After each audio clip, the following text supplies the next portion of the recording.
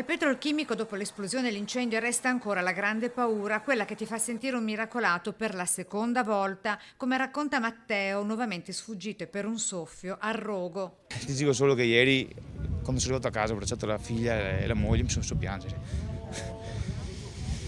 Per il resto, Senti un miracolato due sì, volte? sì, sì, sì, sì. Perché 5 minuti prima ero a circa 5 metri da loro. Io ho avuto un incidente ancora nel 2000 al petrolchimico, per fortuna abbastanza lieve, ha preso fuoco un forno, io ero sotto e ci siamo salvati anche là io e un altro ragazzo, per miracolo. Diciamo che è stato un trauma perché per diversi mesi e anni comunque mi sognavo di notte, avevo l'incubo del fuoco che veniva avanti.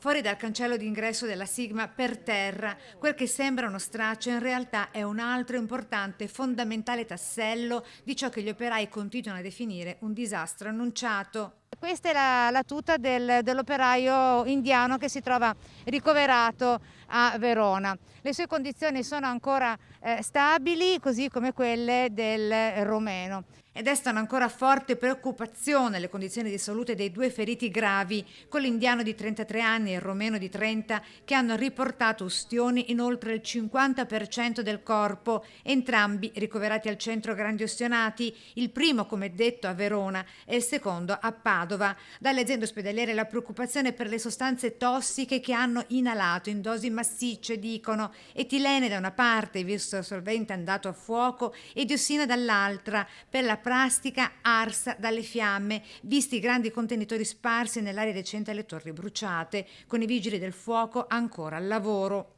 Abbiamo completato le operazioni di spegnimento circa 2 ore fa, quindi adesso dobbiamo mettere in sicurezza l'intero stabilimento.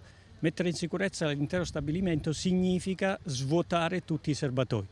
Quindi stiamo facendo un piano di azione per la giornata odierna, ma anche per i giorni a venire, dove alcuni serbatoi li andremo a svuotare noi perché sono quelli più pericolosi, altri li affidiamo per lo svuotamento da parte di operai della ditta.